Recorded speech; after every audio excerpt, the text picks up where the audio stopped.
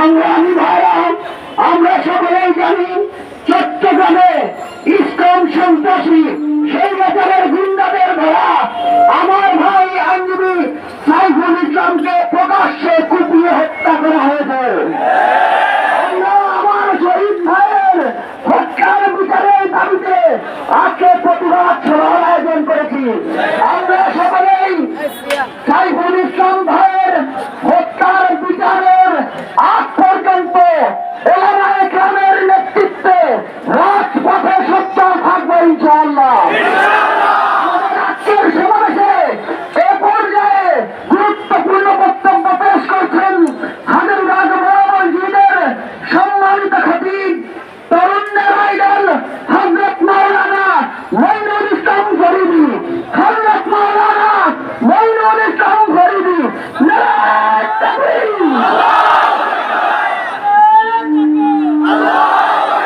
সম্মানিত তাওহীদি জনতা, কথাবার্তা পরিষ্কার, কোন সন্ত্রাসী হিন্দুত্ববাদী রাস্তা না এই বাংলার জমিনে থাকতে দিব না।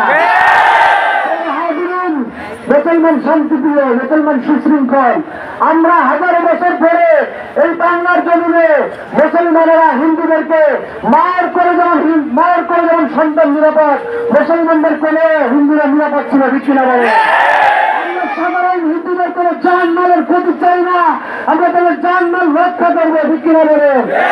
কিন্তু সন্ত্রাসী হিন্দুত্ববাদী রাস্তা না এই বাংলার জন্মে রাখতে দিব না, ঠিক কিনা বলে? আমি পরিষ্কার ভাষায় বলতে চাই, আজকে এই ফ্যাসিস্ট হাসিনাকে পুনঃপ্রতিষ্ঠা করার জন্য, ভারতের মিশনকে বাংলার জমিনে বাস্তবায়ন করার জন্য ইসকনের সন্ত্রাসী সংগঠন দিয়ে ষড়যন্ত্র করা হচ্ছে। মুসলিম যুব সমাজের সঙ্গে এক ফোঁটা রক্ত থাকছে, এই ষড়যন্ত্র আমরা বাস্তবায়ন হতে দিব না।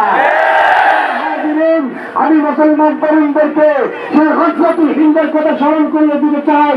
প্রস্তুতি নেন, ঐক্যবদ্ধ হন, নিজেদের মধ্যে বিরোধ দূর করেন, শারীরিক প্রস্তুতি নেন, জ্ঞানগত প্রস্তুতি নেন, জ্ঞানকে সমৃদ্ধ করেন।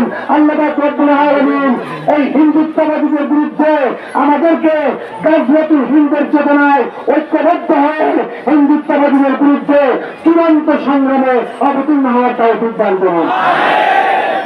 নারায়ে তাকবীর। ইসলামের গুন্ডারা হুঁশিয়ার সাবধান, স্বৈরাচারের গুন্ডারা হুঁশিয়ার সাবধান, ভারতের গুন্ডারা হুঁশিয়ার সাবধান। আমরা সবাই ইসলামের গুন্ডাদের চিনি, আমাদের হাজারীবাগের ইসলামের সদস্যরা আছে, আমরা জানি। আমরা সেই সদস্যদের হুঁশিয়ার করে জানিয়ে দিতে চাই, সব খবরদার ভুল পথে পা বাড়াবেন না, উস্কানিতে নাচতে নামবেন না, নাচতে নামলে পা থাকবে না। আমি বন্ধুরা এ পর্যায়ে গুরুত্বপূর্ণ বক্তব্য পেশ করছেন কাদিবাগ জামে মসজিদের সম্মানিত খতিব তরুণের আইডল হযরত মাওলানা মুফতি তাওহীদুল ইসলাম।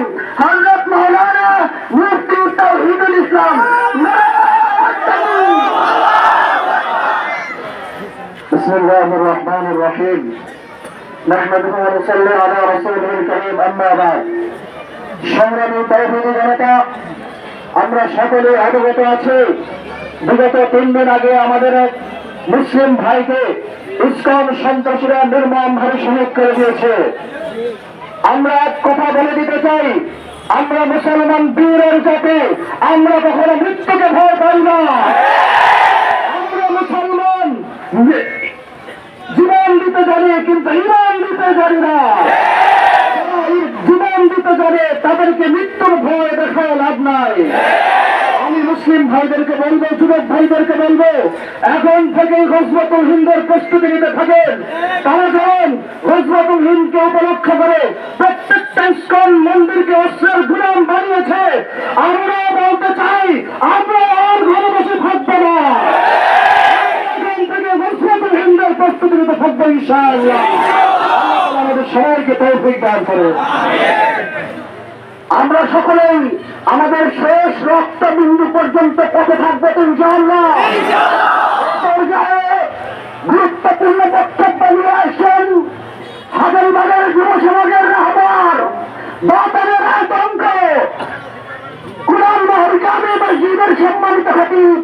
হযরত মাওলানা খলিল আহমদ মাদুর সাহেব।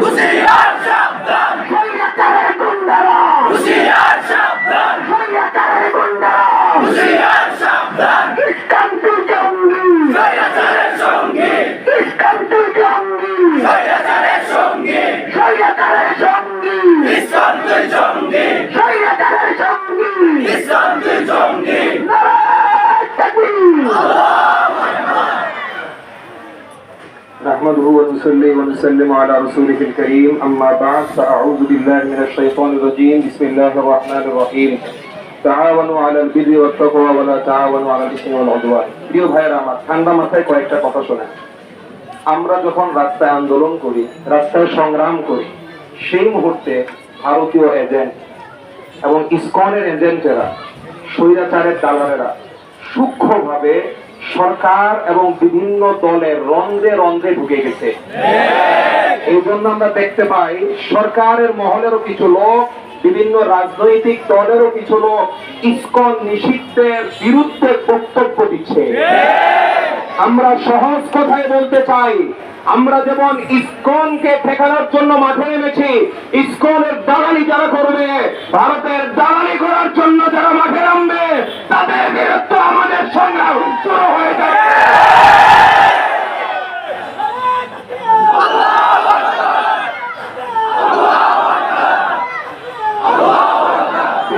আমার শুনুন, ষষ্ঠ হিজরিতে নবী পাক সাল্লাল্লাহু আলাইহি ওয়াসাল্লাম যখন মক্কায় গিয়েছিলেন উমরা করার জন্য, প্রতিনিধি হিসেবে ওসমান রাদিয়াল্লাহু তাআলাকে পাঠিয়েছিলেন। তখন মুসলমানদের মাঝে সংবাদ ছড়িয়ে পড়েছে যে ওসমান রাদিয়াল্লাহু তাআলাকে শহীদ করে দেওয়া হয়েছে। একজন সাহাবীকে শহীদ করা হয়েছে, এর প্রতিক্রিয়ায় নবীজি কি বলেছিলেন শুনে নেন। নবীজি সাল্লাল্লাহু আলাইহি ওয়াসাল্লামের সাথে তখন ১৫০০ সাহাবী ছিলেন। বুখারী শরীফের বর্ণনা, নবীজি সাল্লাল্লাহু আলাইহি ওয়াসাল্লাম ১৫০০ সাহাবী থেকে মৃত্যুর বায়াত গ্রহণ করেছিলেন।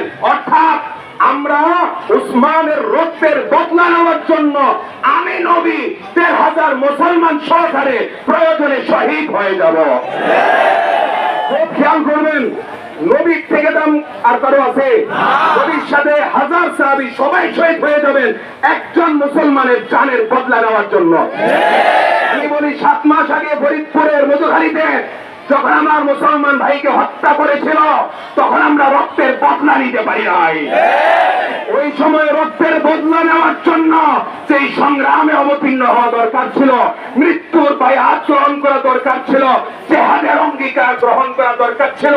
এটা নিতে ব্যর্থ হওয়ার কারণেই চট্টগ্রামে আমার ভাই সাইফুল ইসলাম আলিফ হত্যার মতো আবার ঘটনা ঘটেছে। এখন বলতে চাই আমাদের কথা হচ্ছে নবীজি সাল্লাল্লাহু আলাইহি ওয়াসাল্লাম যেমন একজন সাহাবীর প্রাণের বদলায় সবাই প্রাণ দেওয়ার জন্য প্রস্তুত হয়েছেন, আমি হাজারীবাগ থেকে বলতে চাই আমার ভাই আলিফের প্রাণের বদলায় যদি জিহাদ করতে হয়, সংগ্রাম করতে হয়, অস্ত্র হাতে নিতে হয়, কে কে আল্লাহর রাস্তায়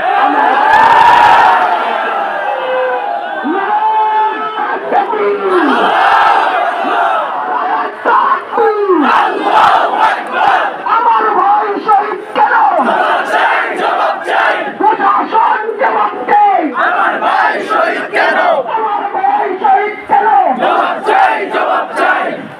আমি বলে রাখি, ইসকন কিছুদিনে যদি বেঁচেও যায়, কারণ ইসকন গত 15 বছরে সরকারের উপর ভর করেছিল, এরা হচ্ছে পরগাছার মতো সব জায়গায় সরকারের উপর ভর করে থাকে, ওই ইহুদিদের মতো একই অবস্থা। আমি খুব খেয়াল করে আপনাদেরকে শোনাই, এই সরকারের পতন হয়েছে 15 বছরে, একদিন 2 দিনে হয় নাই। 15 বছরের সংগ্রামের পর সালিম শাহীর পতন হয়েছে। একদিন 2 দিনে সম্ভব হয় নাই, 15 বছর লেগেছে। অতএব ইসকনকে নিষিদ্ধ করার জন্য যদি আমাদের 30 বছরের সংগ্রামের প্রয়োজন হয়, 30 বছর পর্যন্ত রক্ত দিতে প্রস্তুত হয়ে যাবে। তবে আরেকটা কথা আছে, দাবি জানাবোই কার কাছে? যেখানে দাবি জানাবো সেখানে ভূত ঢুকে বসে আছে। তবে যদি দেখি যে দাবি জানায় কাজ হয় না, তখন আর দাবি জানাবো না, দখল করবো। নবী পাক সাল্লাল্লাহু আলাইহি ওয়াসাল্লাম এই দুইটা হাদিস শুনে আজকের বক্তব্য শেষ করছি। নবীজি সাল্লাল্লাহু আলাইহি ওয়াসাল্লাম বলেছেন, ইসাবাতানি মিন উম্মতি, আমার উম্মতের দুইটি দল, কদ আহরাজাহুমুল্লাহু মিনান নার, আল্লাহ রাব্বুল আলামিন তাদেরকে সুনিশ্চিতভাবে জাহান্নাম থেকে মুক্তি দান করবেন।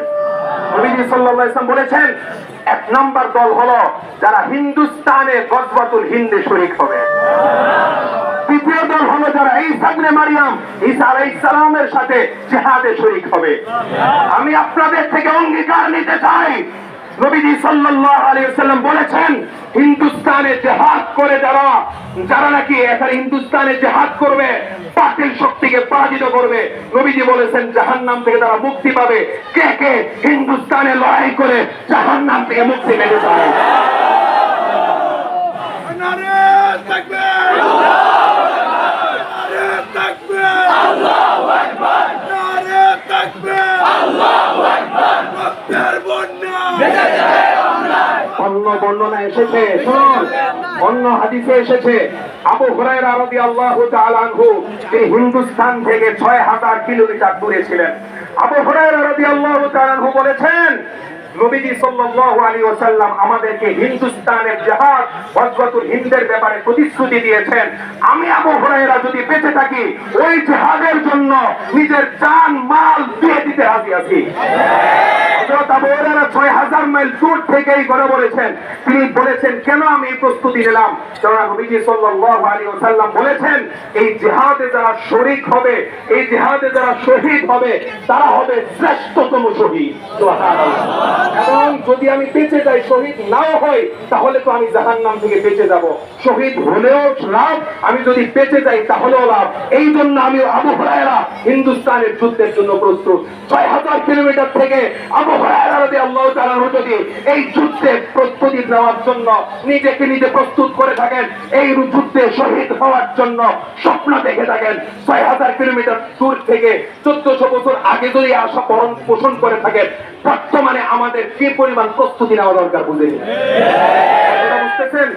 আরেকটা হাদিস শুনে দেই, আবু হুরায়রা রাদিয়াল্লাহু তাআলা থেকে বর্ণিত, নবীজি সাল্লাল্লাহু আলাইহি ওয়াসাল্লাম বলেছেন, যখন ইমাম মাহদির সাথে জিহাদ হবে, ইমাম মাহদি মুসলমানদের নেতৃত্ব দিবেন, ওই সময় ভারতের মুসলমানেরা এই দেশের আগ্রাসী শক্তির বিরুদ্ধে মোকাবেলা করবে। মোকাবেলায় মারাত্মক মোকাবেলা হবে। সর্বশেষ মুসলমানরা বিজয়ী হয়ে এই ভারত উপমহাদেশের, নবীজি বলেছেন, বাদশাদেরকে শিকল দিয়ে বেঁধে বেঁধে ইমাম মাহদির কাছে নিয়ে যাবে। নবীজি বলে নাকি, শোনো, বেশি লাভেও না, আমাদের নবী মিথ্যা বলতে পারে না। লাভ নাই। এখন দিন এটা যেমন সত্য, নবীজি সাল্লাল্লাহু আলাইহি ওয়াসাল্লামের কথাও এমন সত্য। এই সময়ের জন্য অপেক্ষা করো, তোমার ঘাড়ে শিকল পড়বে। মোদির পরে আরো কেউ যদি স্বপ্ন দেখে তো মোদির জায়গায় বসা, তাকেও বলে রাখি, মুসলমানদের বিরুদ্ধে লাড়ালাড়ি বেশি করো না, পরিণাম ভালো হবে না। উনি ওষুধের কথা জানেন, উনি ঔষধের একটা নিয়ম আছে, এটা যদি লাড়া দেয় পাওয়ার কমে না বাড়ে। হিন্দুত্ববাদীদেরকে বলতে চাই, তোমরা যে লাড়া দিতেছো, লাড়া দিলে অসুবিধা নাই, লাড়া দিয়ে আমাদের ইমানি শক্তি বাড়াইতেছে। হোমিও ঔষধ 1 পাল্লা দিলে 10 পাওয়ার বাড়ে, 10 পাল্লা দিলে 100 পাওয়ার বাড়ে, যত নাড়া দেয় এত পাওয়ার বাড়ে। আমরাও বলতে চাই, আমাদের মুসলমানদেরকে নিয়ে যত নাড়ানাড়ি করবে, আমাদের ইমান শক্তি, জিহাদের ইস্তিহা, শাহাদাতের তামান্না আরো বেশি বাড়বে। আমি আর কথায় বেশি বিশ্বাসী থাকতে চাই না। যুবক ভাইদেরকে বলবো, নিজের ইমানের হেফাজত করো, আমলের হেফাজত করো। কখনো কোন অশ্লীল কাজে লিপ্ত হবে না, নাজায়েজ কাজে লিপ্ত হবে না, হারাম মাল ভক্ষণ করবে না, যাবতীয় শরীয়ত বিরোধী কাজ থেকে নিজেকে বাঁচায় রাখো। ইনশাআল্লাহ তুমি হতে পারবে ইমাম মাহদির শহীদ, গজওয়াতুল হিন্দের মুজাহিদ। ইনশাআল্লাহ আল্লাহ রাব্বুল আলামিন কবুল ও মঞ্জুর করেন। সকলে বলে আল্লাহুম্মা আমিন। এই দেশে ভারত উপমহাদেশে আল্লাহ পাক রব্বুল আলামিন সেই মুহাম্মদ বিন কাসিমের মতো উত্তরসূরি তৈরি করে দেন। সবাই বলে আমিন। ইনশাআল্লাহ অচিরেই আমি স্বপ্ন দেখতেছি, এখন আর বেশি দূর নাই, এখন স্কুল কলেজ থেকে কালিমার পতাকা বের হয়। আগে শুধু নবীজির অপমাননার বিরুদ্ধে মাদ্রাসা মসজিদ থেকে মিছিল বের হইতো, এখন মাদ্রাসা মসজিদ থেকে মিছিল বের হওয়ার আগে স্কুল কলেজ থেকে মিছিল বের হয়। এই চেতনাকে ওরা দমন করার জন্য কি করছে জানেন? স্কুল কলেজগুলোতে সিরাত মাহফিল হইতে দেয় না, কোরআন তেলাওয়াত হইতে দেয় না। মনে আছে না আপনাদের? এই মাত্র আসার সময় দেখে আসছি সালে হাই স্কুলে গান বাদ্য বাজতেছে। আপনারা জানেন বুয়েটের মধ্যে সিরাত মাহফিল করতে দেওয়া হয় নাই, কিন্তু বুয়েটের মধ্যে শ্রীরামের স্লোগান দিয়েছিল। বেশি দূরে নাই, বেশি বাড়াবাড়ি করা।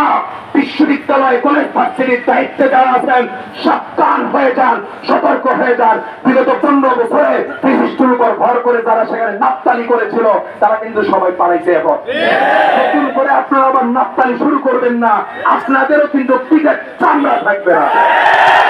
রাসূলুল্লাহ সাল্লাল্লাহু আলাইহি ওয়াসাল্লাম বলি,